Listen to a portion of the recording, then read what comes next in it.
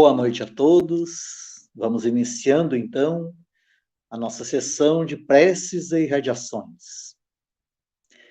A vibração da mente de quem ora tem o poder de iluminar consciências, de clarear discernimentos, trazendo solução para diversos problemas de difíceis aparências.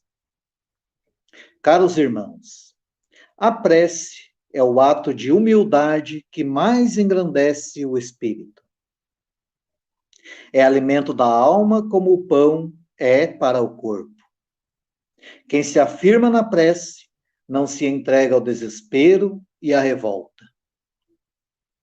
A persistência da fé remove qualquer obstáculo, modifica nossas energias espirituais, fortalecendo a saúde e o equilíbrio. Elevemos nosso pensamento ao nosso Divino Pai, para que nos conceda sua amorosa bênção, nos envolvendo em vibrações de harmonia e luz. Imaginemos a figura serena e iluminada de Jesus, querido companheiro e irmão maior, que possa nos comunicar um pouco de sua mansidão e da sua tranquila fé nesta hora de recolhimento e de prece. Acompanhemos com o pensamento a prece inicial. Pai nosso que estás em toda a harmonia do universo, santificado seja o teu nome. Venha a nós o teu reino. Seja feita a tua vontade, na terra, no espaço, como em todos os mundos habitados. Dá-nos o pão do corpo e da alma. Perdoa as nossas faltas, as nossas impurezas e imperfeições, e dá-nos o sublime sentimento do perdão por aqueles que nos tenham ofendido. Não nos deixes sucumbir às tentações da matéria, à cilada dos espíritos mais imperfeitos do que nós, mas envia-nos, Senhor, os bons para nos esclarecerem. Que um raio de tua santíssima luz se derrame sobre a humanidade sofredora. Assim seja. Neste momento, façamos uma prece pela família e pelos lares. Vibremos pela paz e a concórdia no ambiente que convivemos. Mentalizemos nosso lar e nossos familiares.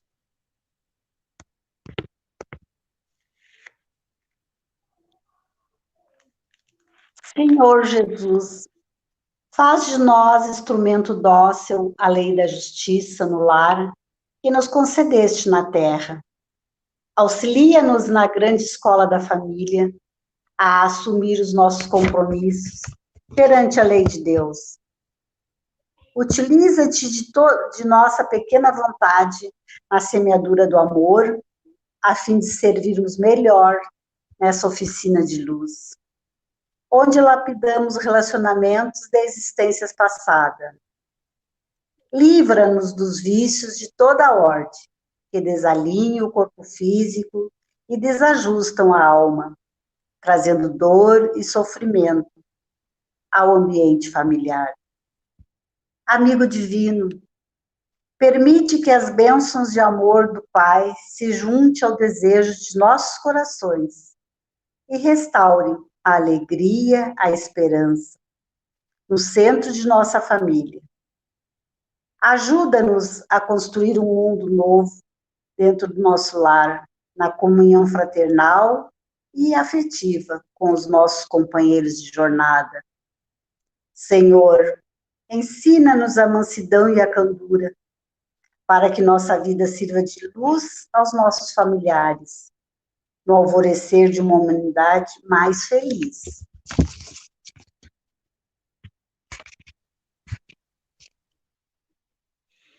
Oração pelos jovens.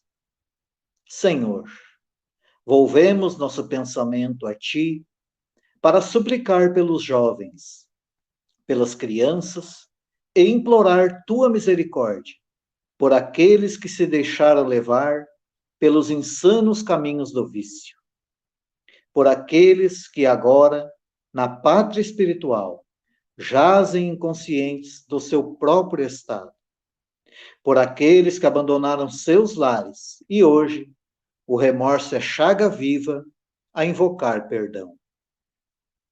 Pai, nós pedimos que a tua luz seja bálsamo consolador a derramar-se em suas dores, suas angústias, seus desesperos, suas saudades. Que um novo dia possa surgir em suas vidas e, como filho pródigo, possam voltar para ti, cheios de amor e de alegrias. E que essa nova aurora, ao descortinar-se diante de seus olhos, possa ser o marco renovador em sua evolução espiritual. E para os jovens que vislumbraram a luz do caminho, te rogamos, Senhor, força e coragem, esperança e vontade de assim continuar. E, afinal de nossa súplica, glorificamos a tua bondade, desejando que a tua bênção recaia sobre toda a juventude, sobre toda a garotada do nosso orbe terrestre. E que ao alvorecer de novo dia em suas vidas possam, jovens e crianças, encontrar uma mão amiga que os conduza pela senda do bem, descortinando-se para eles um novo viver, pleno de realizações, de trabalho, de estudo, de alegrias, de felicidade, de amizades, sentindo em ti, Mestre adorável, o caminho, a verdade e a vida. Que assim seja.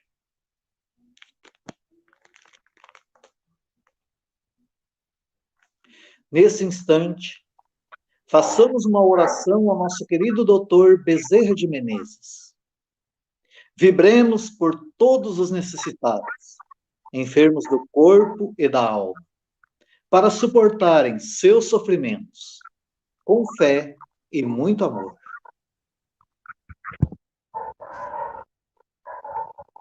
Nós te rogamos, Pai de infinita bondade e justiça, as graças de Jesus Cristo, através de Bezerra de Menezes e suas legiões de companheiros. Que eles nos assistam, Senhor, consolando os aflitos, curando os que se tornarem merecedores, confortando aqueles que tiverem suas provas e expiações a passar, esclarecendo aos que desejarem conhecer a verdade e assistindo a todos quantos apelem para teu infinito amor. Jesus, divino portador da graça e da verdade, estende tuas mãos dadivosas em socorro daqueles que te reconhecem como dispenseiro fiel e prudente.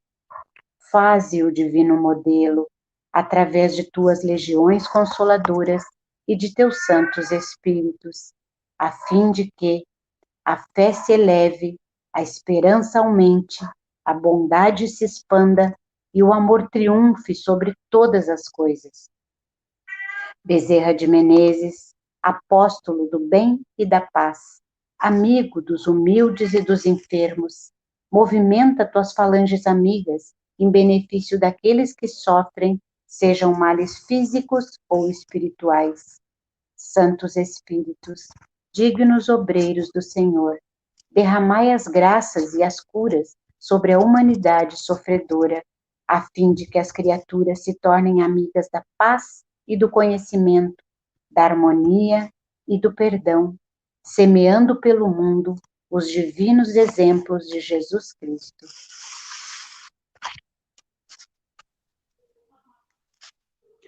Continuando neste clima de paz e fraternidade, lembremos-nos daqueles que se encontram na pátria espiritual. Senhor, acolhe no mundo maior todos os espíritos que acabamos de lembrar. Sabemos que a lei da justiça alcança a todos e que o desencarnar Cada espírito leva como a bagagem apenas os valores morais que adquiriram na vida terrena. Pai, tende piedade daqueles que aqui partiram levando orgulho e a ingratidão, e conduza-os ao arrependimento e ao reconhecimento de suas fraquezas. Fortalece, Senhor, os que levaram da terra as marcas do amor e da caridade, dando-lhe a paz no coração e incentivando a prosseguirem nesta caminhada. Que os espíritos sofredores recebam as suas suaves vibrações e agora lhe endereçamos.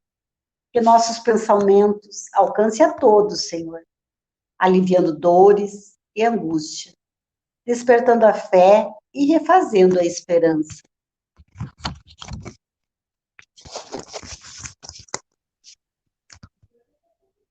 Façamos agora uma prece pela harmonia da casa espírita a que nos vinculamos e pelo fortalecimento dos trabalhadores voluntários. Senhor, ensina-nos a santificar o trabalho nesta casa dedicada ao ideal espírita. Confiaste-nos as tarefas de redenção e agora nós te rogamos a oportunidade de exercê-las com nobreza e valor.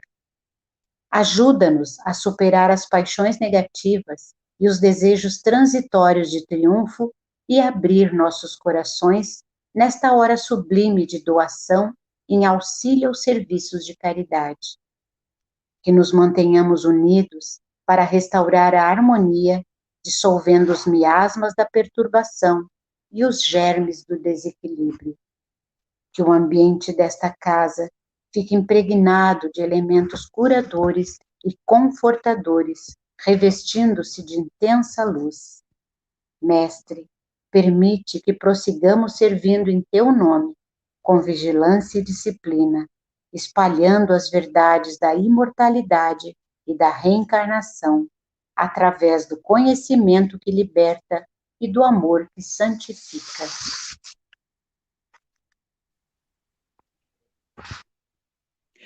Aproximando-se a hora de encerramento dos nossos trabalhos de preces e irradiações, pedimos aos amigos espirituais que aqui se encontram, para em comunhão de pensamento conosco, entoarem a prece de encerramento ao Pai de amor e bondade infinita, para que nos dê força e orientação perfeita, para trabalharmos com proveito na sua santa vinha. Prece de agradecimento. Senhor Jesus, enquanto muitos no mundo se reúnem apenas para pedir e reclamar, inúmeros irmãos devotados à fé sintonizam contigo e procuram seguir o seu comando. O Espiritismo é a grande luz que desce sobre a humanidade, apontando o rumo de uma nova era.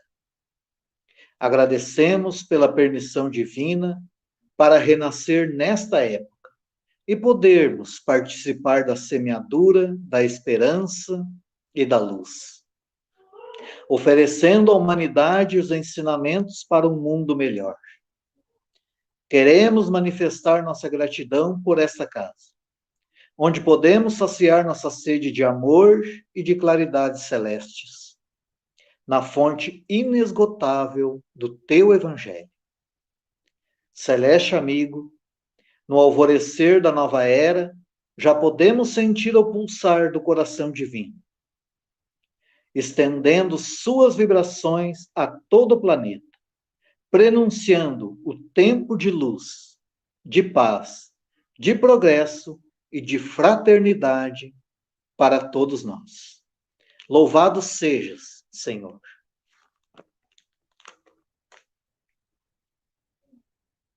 Aproveitando esse momento de paz e harmonia, vamos ouvir uma mensagem para a nossa reflexão.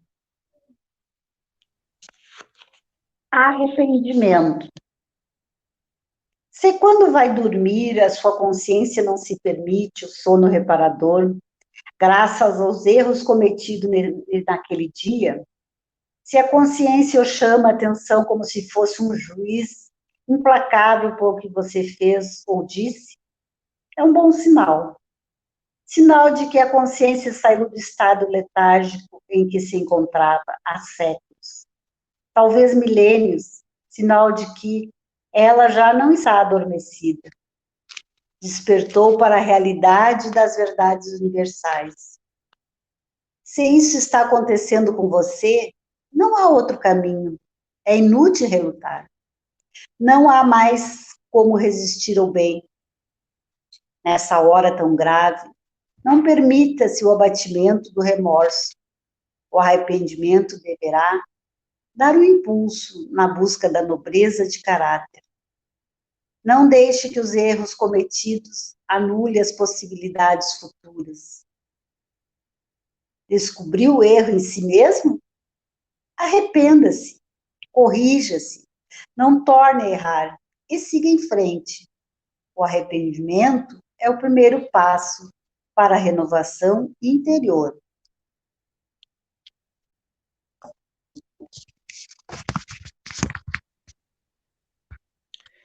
E após esses ensinamentos para levar-nos para a nossa vida, vamos encerrando esta sessão de preces, agradecendo a Deus, nosso Pai, a Jesus, nosso Mestre, e a Bezerra de Menezes, patrono da nossa casa, e demais espíritos benfeitores que auxiliaram na realização deste trabalho. Continuemos todos neste clima de tranquilidade, cuidando dos nossos pensamentos e atitudes, para que a harmonia, agora conquistada, seja mantida nos trabalhos que prosseguem. Permaneçamos em paz.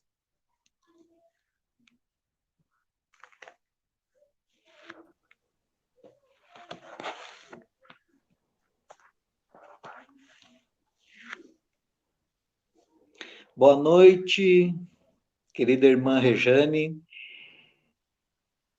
Boa noite. Para a nossa doutrinária de hoje, então, vamos receber a nossa trabalhadora da nossa casa, mais uma vez, nossa querida irmã Rejane. Bem-vinda mais uma vez, Rejane. É tudo contigo. Obrigada. Tá bom. Uma boa noite a todos, então. Que sejam todos muito bem-vindos e que Jesus nos abençoe nesta noite e também nos conduza ao que tiver de melhor no tema de hoje, para que juntos possamos refletir em lições tão valiosas ao nosso espírito. Assim seja.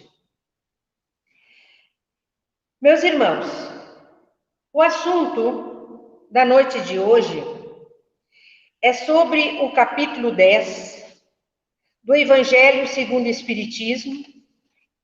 Bem-aventurados os misericordiosos. No item 9 e 10, o argueiro e a trave no olho. Por que vês tu, pois, o argueiro no olho do teu irmão e não vês a trave no teu olho? Ou como dizes a teu irmão, deixa-me tirar-te do teu olho o argueiro, quando tens no teu olho uma trave? Hipócritas, tira primeiro a trave do teu olho, e então verás como has de tirar o argueiro do olho de teu irmão. Isso está em Mateus, no capítulo 7, os itens 3 a 5. Em primeiro lugar, meus irmãos, eu vou explicar o significado da palavra argueiro e o significado da palavra trave, para que assim nós possamos entender melhor o que Jesus quis dizer com essas palavras. A palavra argueiro significa partícula, partícula leve, cisco, uma coisa insignificante. É aquele cisco que cai no olho e que incomoda bastante, fazendo com que pisquemos sem parar para poder expulsá-lo. A palavra trave quer dizer viga, pedaço de madeira ou outro material utilizado para sustentar ou reforçar uma estrutura. O ensinamento de Jesus, ele é destinado aos que têm uma trave, ou seja, um pedaço de madeira no olho, mas não percebem. Em contrapartida, enxerga o cisco, que é algo minúsculo no olho de outra pessoa. É um orgulho que o leva a perceber e destacar no outro o mal que se recusa a ver em si mesmo. Isso é falta de caridade. Porque ressaltando o defeito alheio, é como se dissesse: eu não faço isso, sou melhor do que ele. Meus irmãos, uma das insensatezes da humanidade consiste em vermos o mal dos outros antes de vermos o mal que está em nós. Para julgar-se a si mesmo, seria preciso que o homem pudesse ver o seu interior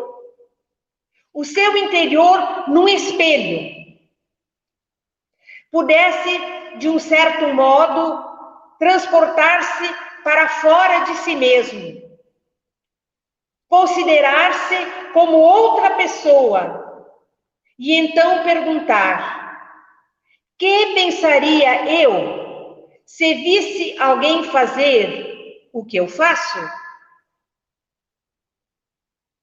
Olhar para si mesmo como se outra pessoa fosse é a melhor maneira, talvez a única, de conhecer-se a si próprio. Uma ideia já conhecida desde antes de Sócrates, que a divulgou há mais de 300 anos antes de Cristo. Isso é possível ao homem, observando perseverantemente as suas reações aos acontecimentos, para as situações da vida e as pessoas com as quais se relaciona ou com as quais convive. Meus irmãos, eu tenho tal trave no meu olho. O vizinho, um cisco. Por que eu vejo um cisco no olho do outro e não vejo um pedaço de madeira preso ao meu? É porque uma trave, ela faz com que eu veja tudo de uma forma distorcida, que eu penso que o cisco no olho do próximo é maior que a trave que atrapalha a minha visão. Ou então, simplesmente não há cisco algum no olho do vizinho. Eu é que, com a minha visão equivocada, acho isso. Porque fazemos uma comparação sempre tendo nós mesmos como referência. Por essa razão, não devemos julgar.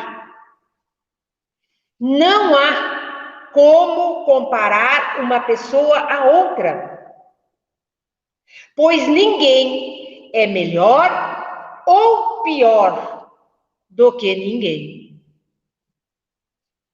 Querendo que os outros nos vejam como nós pensamos que somos, ou desejamos parecer ser, destacando os defeitos alheios, pensamos que escondemos os nossos, desviando a atenção.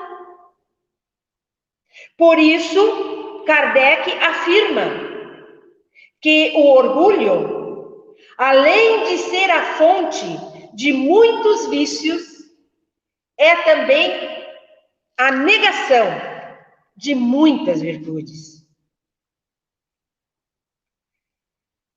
Meus irmãos,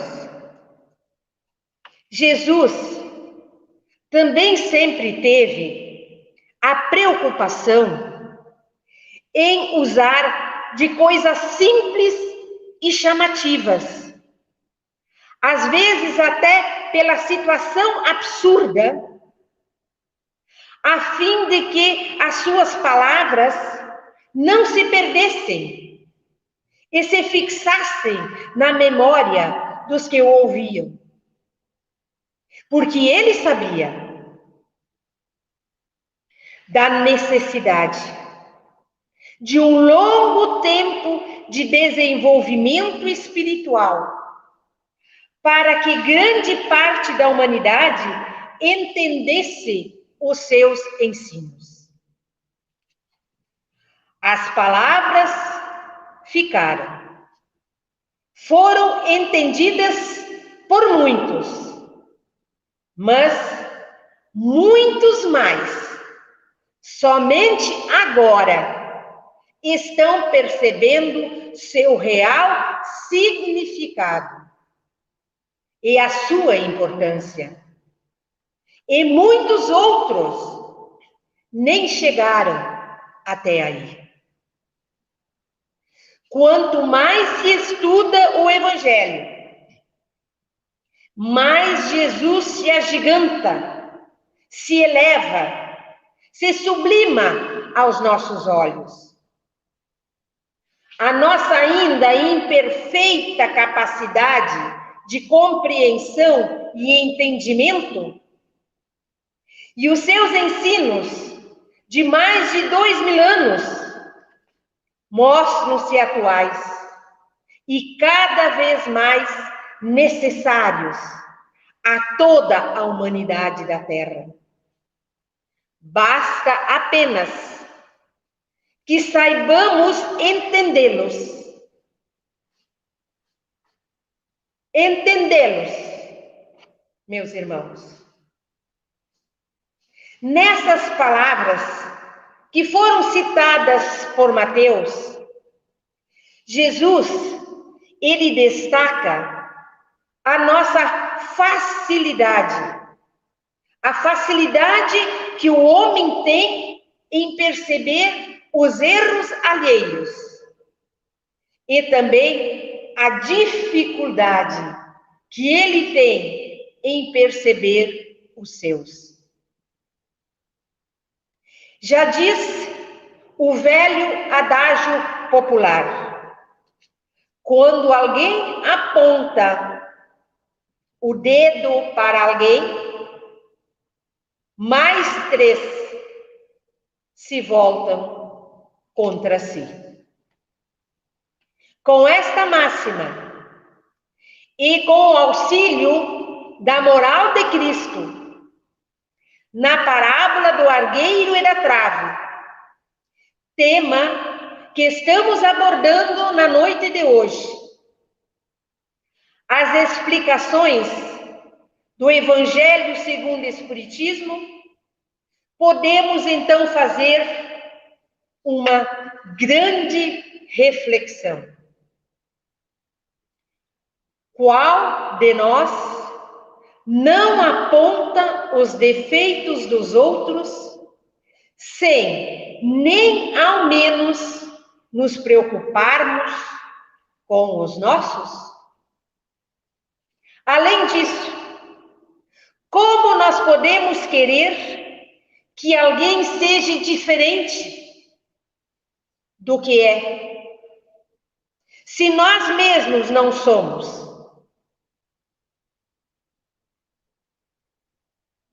Muitas vezes, nós culpamos as pessoas pelas nossas próprias frustrações e pelos nossos próprios medos. Queremos sempre analisar o mundo por meio da nossa ótica, não explorando as diversas facetas do que pode ocorrer. Alguém que é sincero consigo mesmo, o que é muito raro, é por vezes sempre alvo de comentários que não são verdadeiros, seja pela prepotência, seja pela arrogância, seja pela antipatia.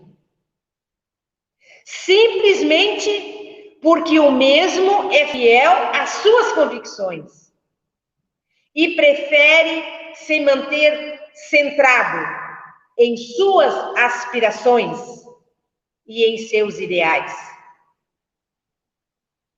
Ainda é pior quando apontamos um defeito em alguém com uma característica sua, defendendo que deve ser mudada. Mas a mesma característica é presente dentro de nós mesmos. Nós devemos, meus irmãos, parar com essa nossa mania de ser o que não somos e terminar de vez de tentar mudar o outro, sendo que nem a nós mesmos conseguimos mudar.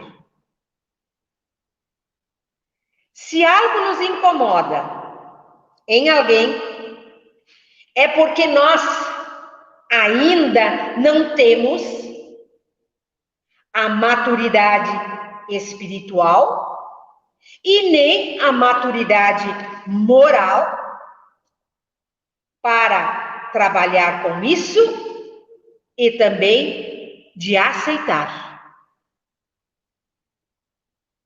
Se nós fôssemos tão elevados como achamos que somos, aceitaríamos os irmãos em suas dificuldades e também com todos os seus defeitos. A compreensão, meus amigos, a compreensão, ela é importante. Mesmo que ele tenha um vício grave de caráter, ainda assim, devemos compreender, devemos aceitá-lo como é, e sim, trabalhar para que ele se ajude e para que ele se melhore. Mas também, meus irmãos, nunca nós devemos impor o que achamos, sem nem ao menos tentar mudar o que nós mesmos temos de errado. Falamos muito sobre essa questão do eu.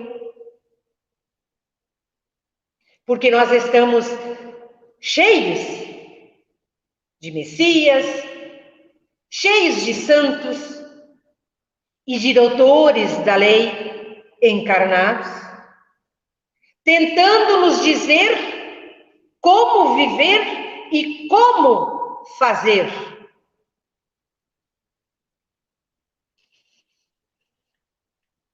Meus irmãos, um amigo espiritual disse certa vez: quando você desencarnar, a primeira pergunta que lhe farão é: o que você fez por você?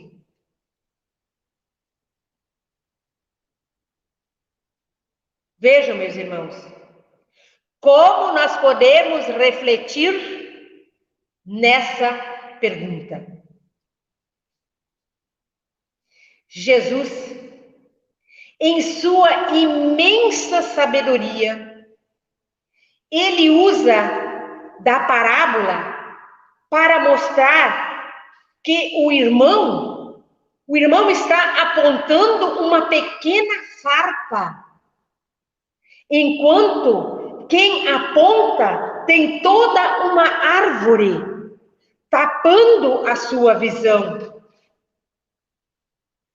Ainda assim, podemos, nessa nossa implicância com o outro, estar exaltando a nossa sombra.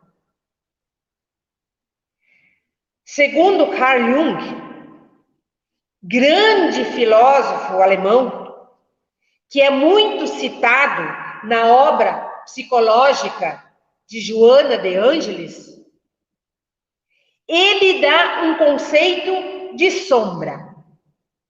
Ou seja, sombra é a coisa que uma pessoa não tem desejo de ser. Afirma ele ainda que a sombra é o lado negativo da nossa personalidade. É o conjunto de todas as más qualidades que nós desejamos esconder, e inclusive de nós mesmos, mas que sempre é evidenciada quando vemos um terceiro. É o nosso ato de julgar o nosso próximo. Não adianta nós nos acharmos santos se nós estamos encarnados.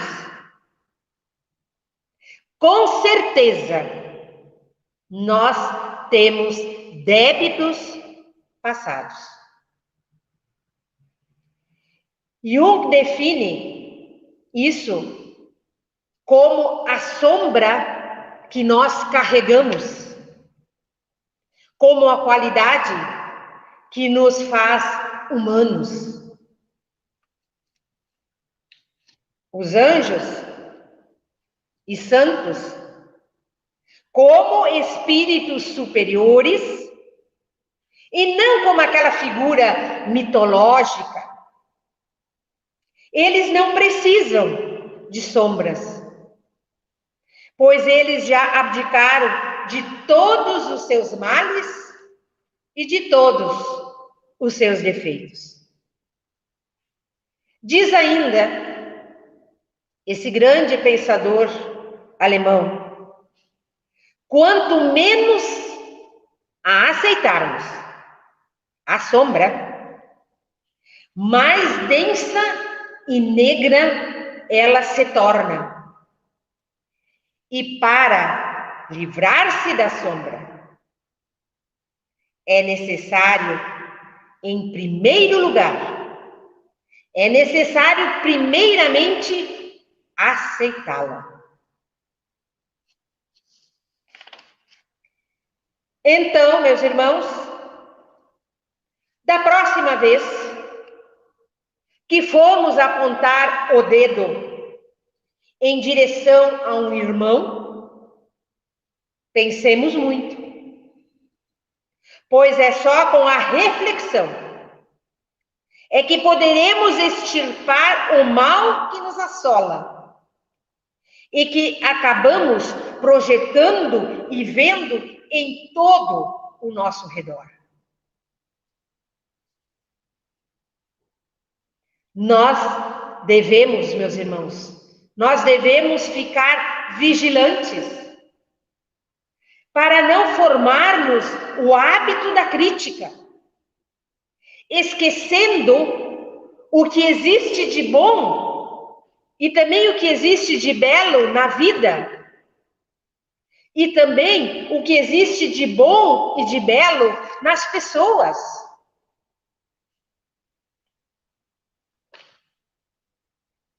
Que aprendizado podemos tirar desse tema, o argueiro e a trave? A analogia que fez Jesus, ela é bem conhecida, ao nos explicar um dos mais profundos males da humanidade. Por que vês o argueiro no olho do teu irmão?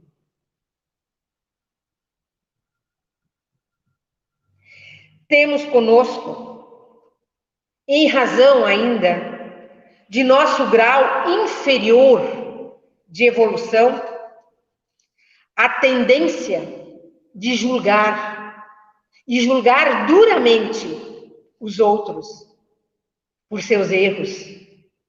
Ao passo que, em relação aos nossos próprios erros, nós somos cobertos de indulgência.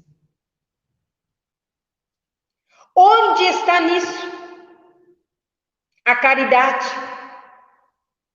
Aonde está nisso o perdão? Por tantas vezes já ouvimos sobre os benefícios infinitos do perdão, da humildade, da misericórdia. Ainda assim, a mensagem já decorada pelo nosso cérebro, pouco, muito pouco, afeta o nosso coração. Continuamos reproduzindo, apesar de nossas boas intenções, os erros que são originados no nosso orgulho e na nossa arrogância. E até mesmo a nossa formação espírita pode se tornar uma grande armadilha e fazer com que nós nos acreditemos mais importantes, mais informados, ou até mesmo, de uma certa forma, superiores àqueles que seguem outras doutrinas, ou que também não sigam nenhuma outra doutrina.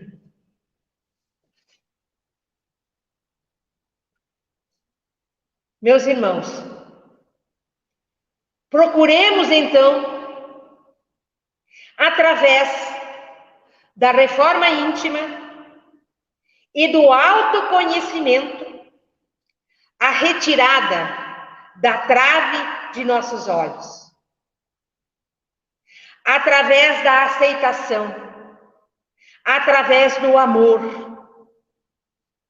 do amor a nós mesmos.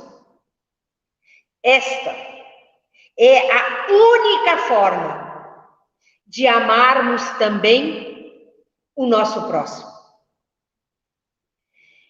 E também um espírita, ele nunca deverá crer que ele não vencerá uma dificuldade. Porque ele sabe que diante das dificuldades, a providência divina, ela sempre enviará os recursos. E finalizando, meus irmãos, atentemos para a análise. As condutas alheias que mais nos irritam são aquelas que nós não admitimos estar em nós mesmos. Os outros nos servem de espelho para que realmente possamos nos reconhecer.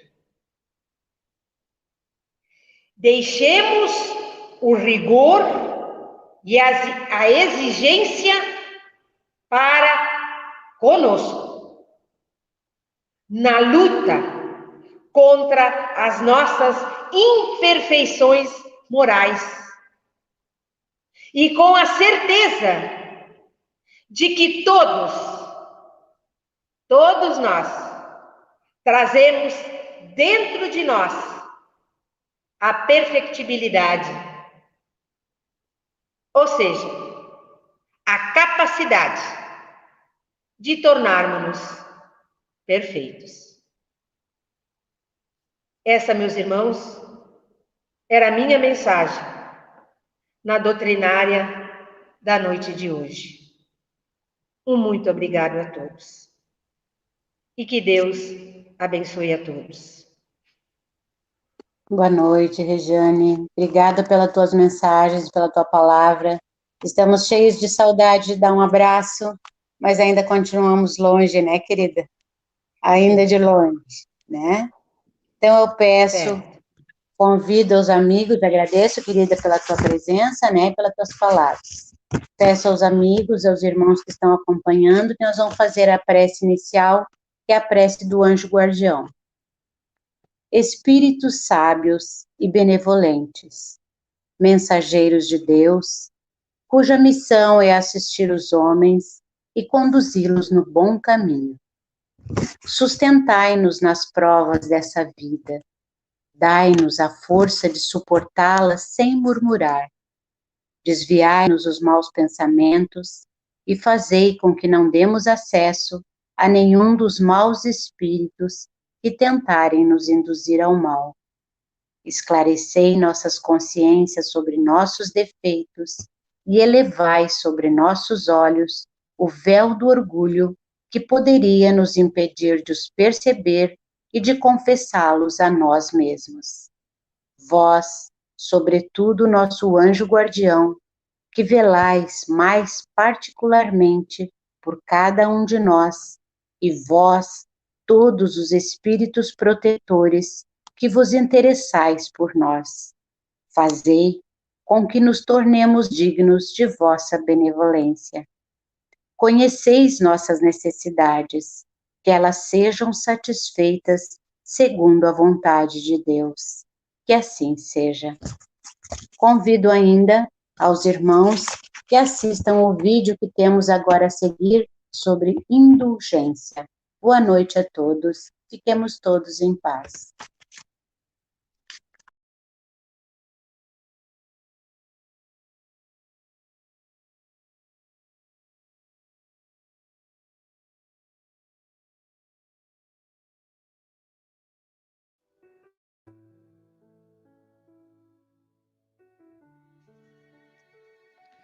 Dia da indulgência. Outro dia, lendo o jornal, tive a percepção de como as pessoas criticam umas às outras. Na política, a oposição critica o partido da situação e vice-versa. O povo, por sua vez, critica o governo, mas este não deixa por menos a criticar a população. Criticamos o vizinho, o parente, o amigo, as pessoas em geral, as religiões, enfim, a nossa lista é enorme. Há tempos houve uma polêmica sobre o lixo de uma certa localidade. O povo dizia que o governo não limpava as ruas. E o prefeito falou que era a população quem as deixava sujas. Quem estaria certo?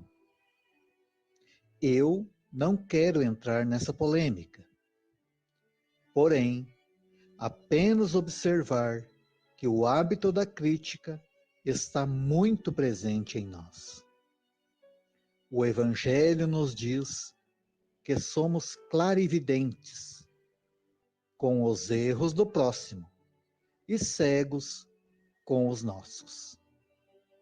Devemos empreender esforços para deixarmos esse terrível hábito que nos faz pessoas ácidas, amargas, irritadas. Afinal, ninguém gosta de uma pessoa assim, não é mesmo? E como poderíamos abandonar esse hábito? Joana de Ângeles nos dá alguns caminhos. Ela sugere que reconheçamos os nossos próprios erros. Você já fez isso? Paremos um pouco para meditar e reconhecer nossas faltas. Já nos equivocamos por diversas vezes. Já nos permitimos muitos deslizes. Por que ficarmos criticando o próximo? Não considere isso uma crítica, apenas uma lembrança da nossa condição humana, falível, frágil. Joana nos avisa que a crítica em nada ajudará os criticados, que se irritarão, carregando-se de ódio contra nós. Ninguém gosta de receber críticas, mesmo as merecidas. Portanto, o hábito da crítica criará um campo de energias negativas ao nosso redor, atraindo, em consequência, forças equivalentes. É muito provável que venhamos a incidir no mesmo erro cometido pelos que hoje recebem as nossas condenações. Precisamos adquirir novos hábitos, substituindo a crítica pelo elogio. Troque a crítica pela palavra gentil, que produz melhor efeito do que a acusação. Mas se você não puder elogiar, faça silêncio e deixe que o tempo se encarregue de tudo, tornar belo, útil e bom. O mundo não precisa de acusadores e censores alheia. Habituemos esse juiz que há dentro de nós, tão só para observar o erro do próximo, com o único propósito de melhorar a nós mesmos.